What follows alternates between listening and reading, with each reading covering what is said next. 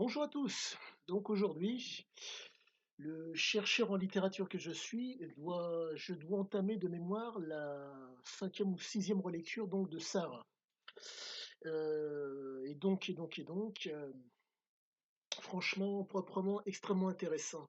J'en suis arrivé au moment où, si je puis dire, je commence à comprendre, si je puis dire, la saturation. Il s'avère que l'homme donc vit son aventure en Afrique. Plus exactement, il a quitté l'Europe parce que, en Hollande, il a pratiqué l'héroïne et pour pouvoir se désintoxiquer de ce produit qui physiquement le tenait, il est parti en Afrique. Donc, comme nombre de personnes, toxicomanes qui cherchent à, à se sevrer, d'un produit, il a mis de la distance entre lui et le produit et la façon la plus simple pour lui de mettre de la distance, c'était d'aller en Afrique. En Afrique, pour que le sevrage se passe au mieux, l'homme s'est adonné donc à la marijuana et à bon nombre de choses et donc, comme à l'accoutumée, si je puis dire, il a mêlé drogue et comportement. L'homme, le comportement de cet homme s'explique de par son enfance au Maroc. Vous avez un passage où il vous parle de, de son père donc à Taroudan, c'était à la période où des troubles, où le Maroc cherchait à prendre son indépendance, où il est sous la table avec ses frères et sœurs, sa mère recharge les armes pendant que le père tire par la fenêtre avec le drapeau français devant la maison. Donc c'est simplement pour vous dire que il y a eu, ce qu'on appelle un débalancement entre la sérotonine et la noradrénaline qui a dû se passer à ce moment-là, qui l'a extrêmement marqué et je pense que, les situations communes qui permettent de d'éprouver du plaisir ne pouvaient plus être là. Donc, il faut savoir qu'à l'époque au Maroc, cigarettes et «cannabis» entre guillemets n'étaient pas interdits plus que cela. Ce qui fait que vous vous retrouvez avec un homme qui, pour prendre plaisir à la vie, contrairement à bon nombre de gens, manger, boire, dormir, avoir une sexualité ne suffisent plus, à cause de ces événements qui ont été marquants au niveau de son organisme.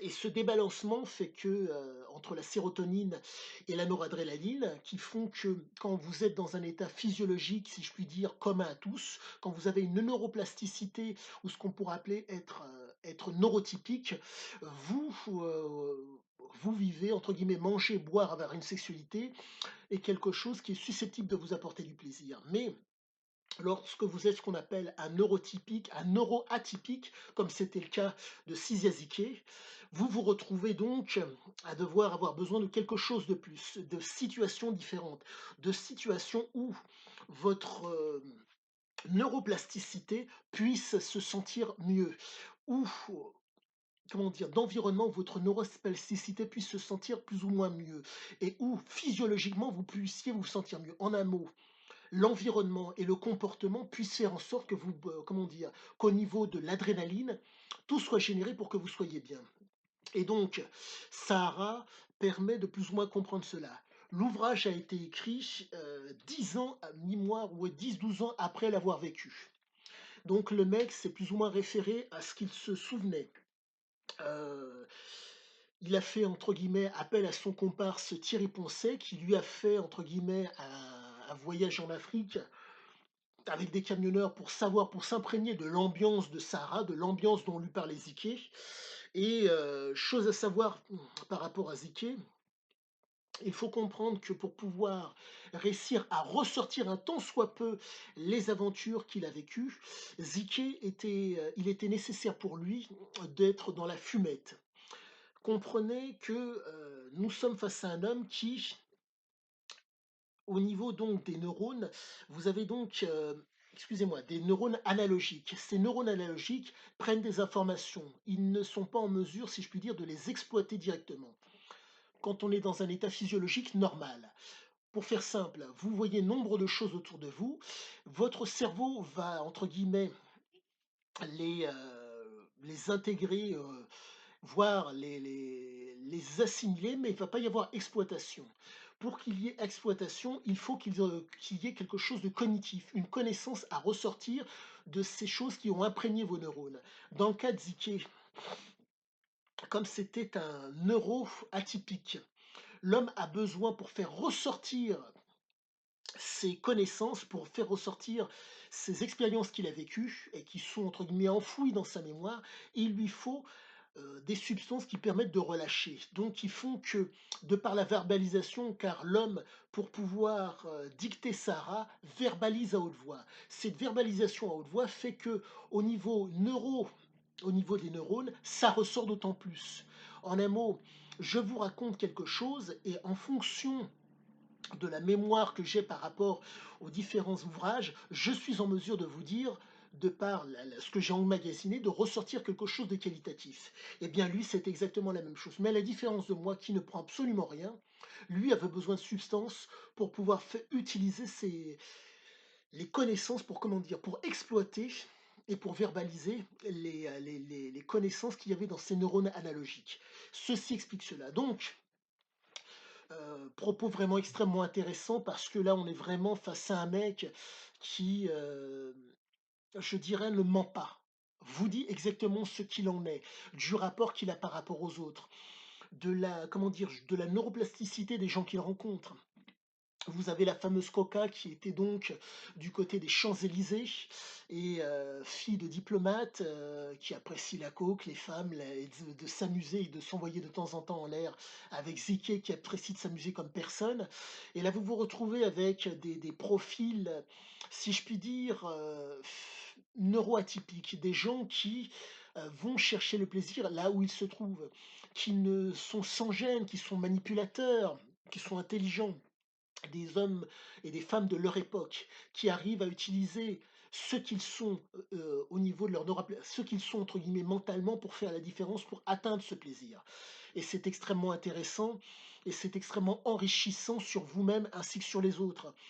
Et là, vous voyez le rapport qu'établit Ziké avec, les gens qui lui font face, les Africains entre autres, et entre guillemets les marginaux qui lui font face.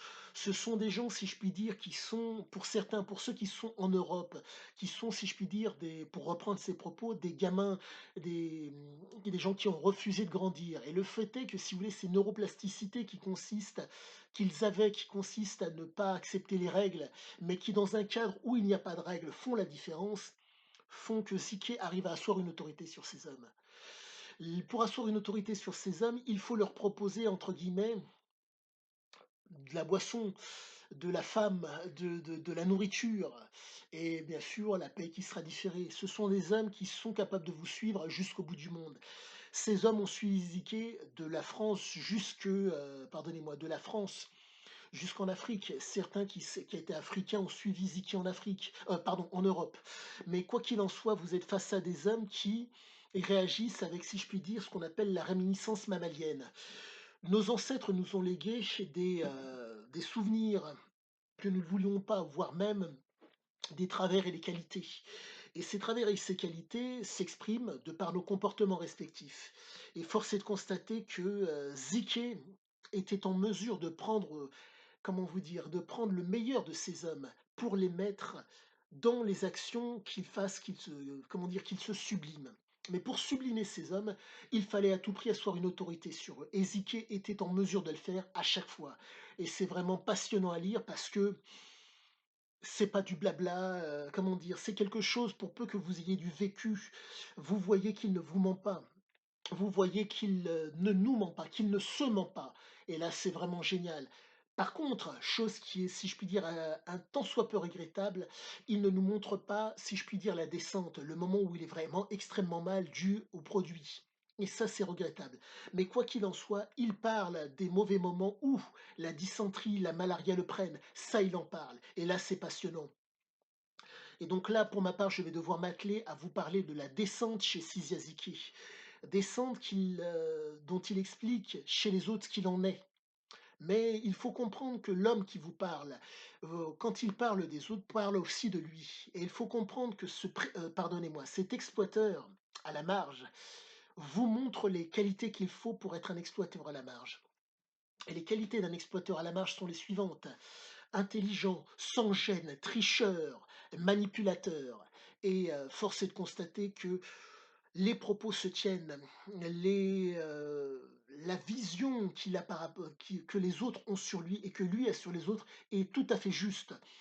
Et vraiment, je ne peux dire qu'une chose, merci de nous avoir laissé un tel témoignage parce que, pour ma part, je m'instruis en le lisant, j'en apprends énormément sur vous-même et sur moi-même et c'est vraiment passionnant.